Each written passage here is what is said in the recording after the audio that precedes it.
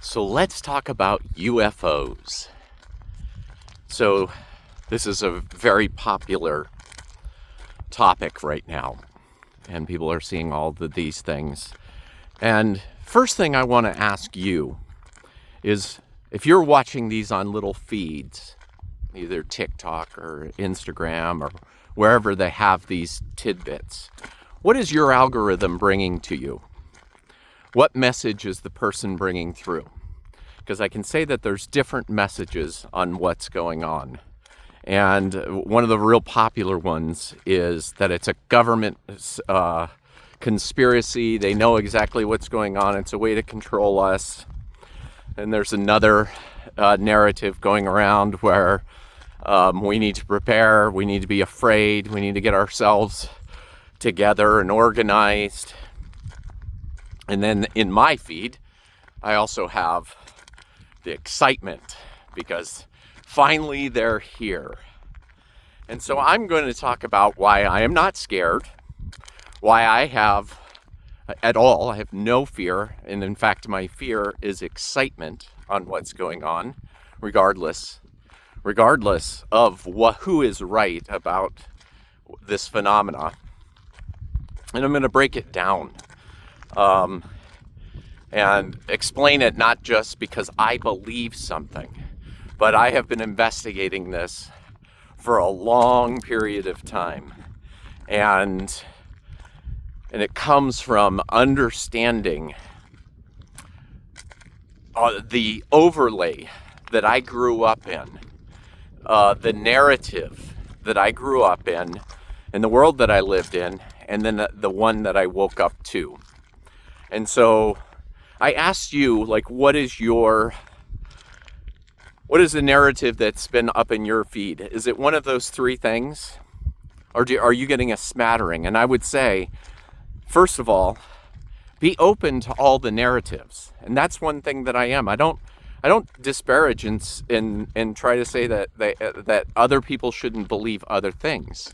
But there are there are other ideas out there, and that's exactly what the overlay does, is it tries to limit, I need to believe this. And then I need to disregard anything else and call those people stupid. That's why I don't call anything stupid anymore. I think it's a ridiculous point of view. And it's a limiting point of view. It's a stupid point of view. So anyway, why am I not scared? Why am I excited? Because I started on it, first of all, I listened to channels, and I've been listening to channels for years. And if you don't know who these channels are, they are human beings who claim to have entities from outside of our dimensions come through them and channel messages. Now, even I listened to one, Bashar, and also I've listened to Abraham Hicks, and I've listened to others, but those are the two, Abraham Hicks and Bashar, I've been listening to forever. And even Bashar says, you do not have to believe that I am an entity from in another realm and a dimension. You can listen to my messages that come through and take what resonates with you and apply that to your life if you choose, because that's the thing, is we get to choose whatever's going on. So I began just listening because it felt good for wherever I was in my life. And then, I went through my own personal journey, which I had a mentor for 10 years. And he was, he listened to channels too, but not anywhere near what I was into. But then I was able to put all of the data together and really have an understanding of why to be excited about other beings coming into this realm.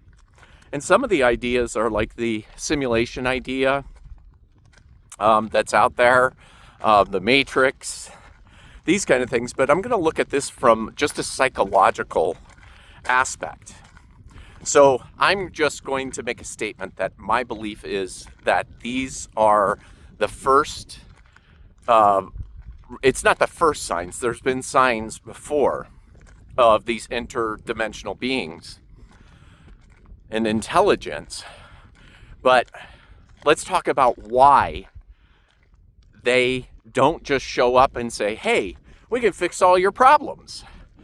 It's because we collectively choose the story, the narrative that we want to be a part of. So we have been participating in a particular pattern of a narrative as human beings, and we chose this narrative.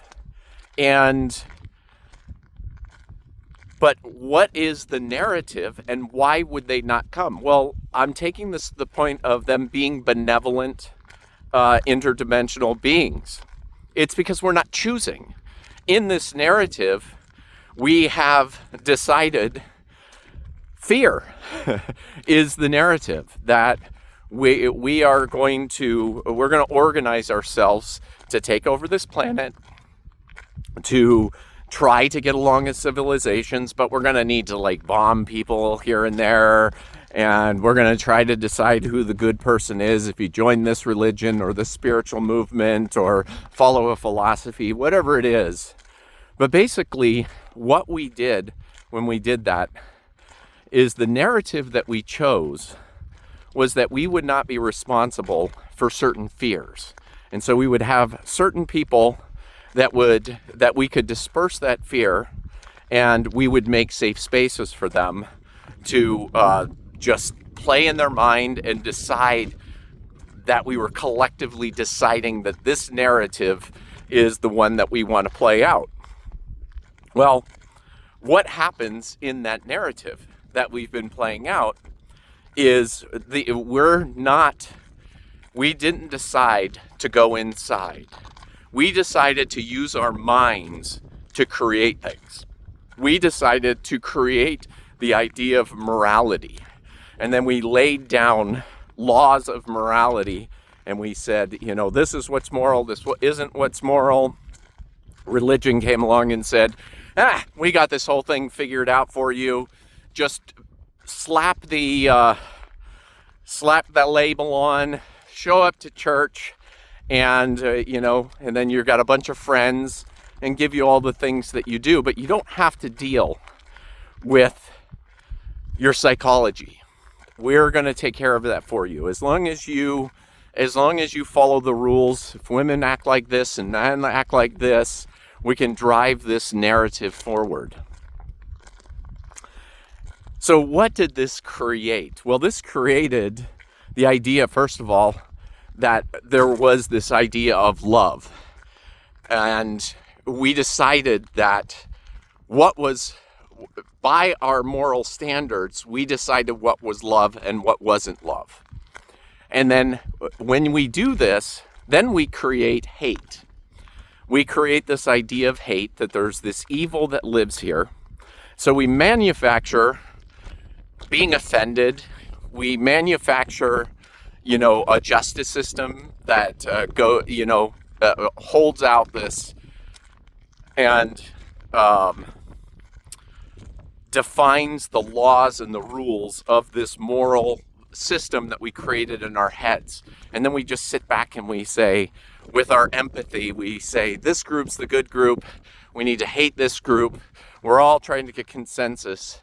And if you can see what I'm talking about, how these kind of things are ripping apart, is probably the best way to see how they were put together.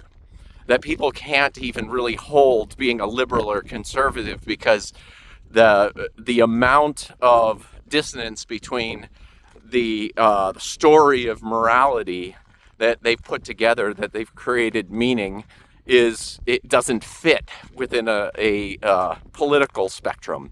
So in order to kind of just appease that, they pick up a political side and move forward. But what are they moving forward with? They move forward with their own ignorance. And so why would these benevolent beings, why would they not choose to come here? It's because we didn't choose that path. We chose the path of the narrative that, hey, we're going to try to bubble wrap the world, and you just have to be this.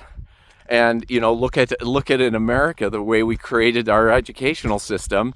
We decided to just put people through and made laws that you can't teach your kids. Like, you have to go by the standards of these rules, because what we're doing is we think that this is the educational system for this narrative. So then we're just trying to put people into boxes as we go along.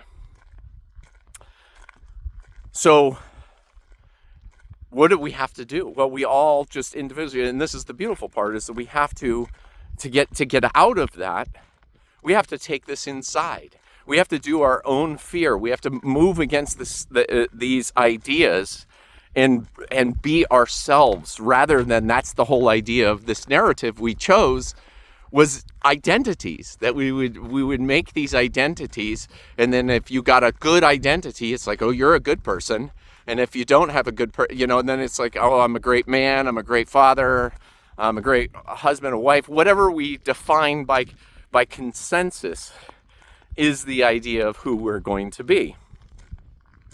So why don't they come? That's number one. Why they couldn't show themselves is because we chose this narrative, and it's like, and we all get to choose what's going on. And then there are people that started waking up and saying, oh my gosh, I'll deal with my own fear, I'll see it.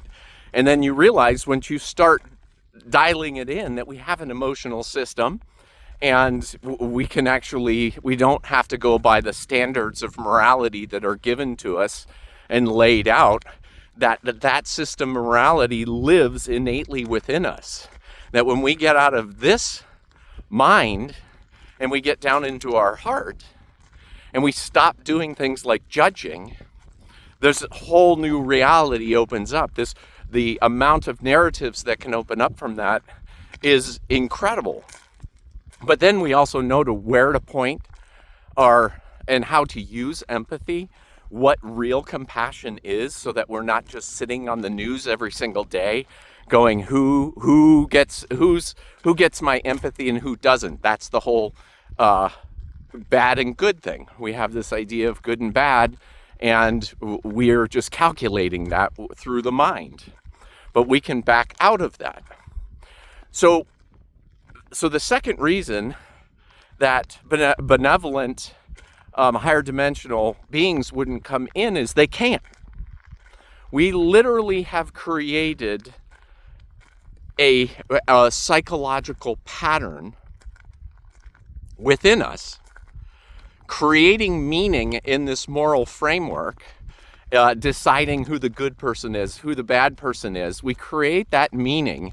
We agree upon it by consensus.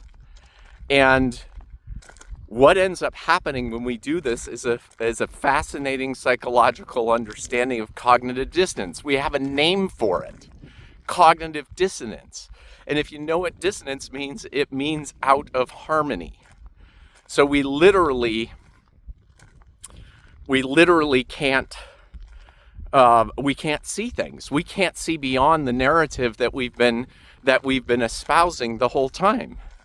And if you see cognitive dissonance, if you've ever been in a conversation with somebody and you're like, and you just keep going around in circles, and you're like, but why can't this person see this point I'm trying to make?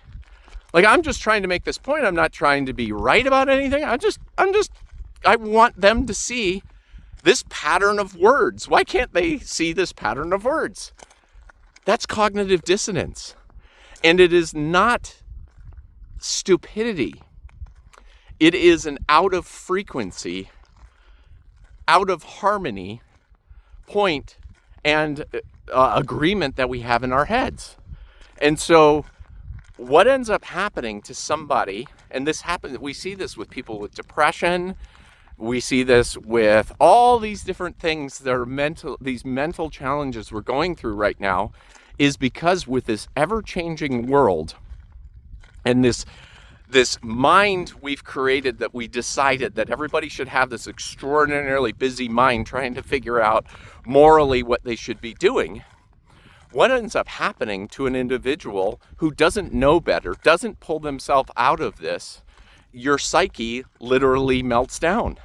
It says, can't handle this. Shutting off, melting down, psychotic breaks. So an intelligent, benevolent civilization knows that if they just came and they said, just landed and said, okay, all your narratives are wrong, it would be psychosis everywhere, because people have created such meaning from this moral mindset that they literally can't resonate on that frequency. And there would be devastation in the mind. And so what do I think these patterns are with all of these UFOs being sent? This is them just coming in and saying, hey, we're here. We're going to get you to think about things differently. We're going to have you look at things differently and start to question. You know, we have this idea, especially in the United States, with our superior military. We are like, that's our bubble wrapping. We're bubble wrapped. We're safe because we've got this giant military. And then we have movies that, fascinate us about being invaded by interplanetary beings, and that we have any chance against that kind of technology is absolutely ridiculous. So to me, I'm fascinated, I'm excited, because what I've done myself is to deal with my own fears, all of them. That is my greatest thing. Lensifarianism is my favorite thing, because with Binions, it basically puts you in a state of being able to change your mind, and that's the thing that you can't do with cognitive dissonance. You're not in resonance. So I want to be in resonance the best that I possibly can. So I challenge my beliefs all the time, stating that I don't need to come to conclusions. I can live in this world knowing that I can upgrade through frequency and resonance, and I can resonate. And the more that I'm understanding this, I'm really late to the game. My intellectual mind wanted to make sense of all of this, and then started to really realize that it's all about frequency. It's all about resonance. Once you start dropping down into your heart, this other stuff just starts to come online. Things you don't have to think about. There's the whole personal boundaries thing that's out there, and it's once you practice that, and then you're out in the open and you're interdependent, as you would say. It's like that just becomes like life. It doesn't come that I have to set a boundary here and I'm going to set a boundary there and thinking about it. It's just that it comes. It's like I can feel, oh, this isn't right. What this person's saying is not making any sense. I'm not interested in what this person's saying, or, wow, I need to really perk up my ears and listen. So I trust myself 100%, because I know that I'm 100% worthy. And that's all the other game is. And I know that everybody else is 100% worthy. And then I just look at the world as everybody being a mirror back to me, to give me feedback, to help me understand better what the heck is going on in this reality. So what is this stage? For me, this is the beginning. And what are they going to give to us when we have first contact? They're going to give us things that are going to help us to not be dependent on the old narrative, because that's the interesting thing. There are technologies that, if you just look at it, if we just had a technology that helped us with energy, just a tweak of a piece of how to work with our energy here, we wouldn't be dependent upon oils. We wouldn't be dependent on these other infrastructures, which are part of the bubble wrapping of that other narrative. Then we can start putting our mind, if we don't have to worry about our basic needs as humans, because we can bring up, we can have power whenever we want. It's not going to be this huge expense that we have to pay for. So those things will come online. And then what's the next thing to come online is that people will get up to speed. As people raise their vibrations, we will have to meet the next level of vibrations, and it's a matter of getting used to it. I deal with my own anxiety, so I don't have a lot of anxiety in my life, but I like when it comes up, because what it tells me is this, oh, okay, you're out of frequency. You're out of frequency. Okay, good. And what do? I have a practice with anxiety is I figure out what the anxiety wants to show me. So I match the anxiety, and that sounds counterproductive, but it's actually the way that once you match that frequency, it goes away, and I don't have the experience of that anxiety anymore. It's like, oh, now that I'm resonating in that sense, and that frequency, I'm good to go. But, with the narrative that is the popular narrative right now, when we have anxiety, we pop a pill, and we're constantly bubble wrapping our experience. And pretty soon people can understand that we can actually find the resonance within ourselves and move forward from there. So I'm excited, and I'm hoping that if nothing else from this video, that you're at least open to hearing other ideas other than the narratives about being scared and it's the US government for sure. And I also just kind of like the idea that the US government doesn't even know. And that's kind of one of the things. That's what our government used to give us. It was always there to reassure us. You're all bubble wrapped. You're all good to go. And now all of a sudden they might be like, we might not be able to bubble wrap this, but we're gonna, we'll figure it out. We'll say something someday. But anyway,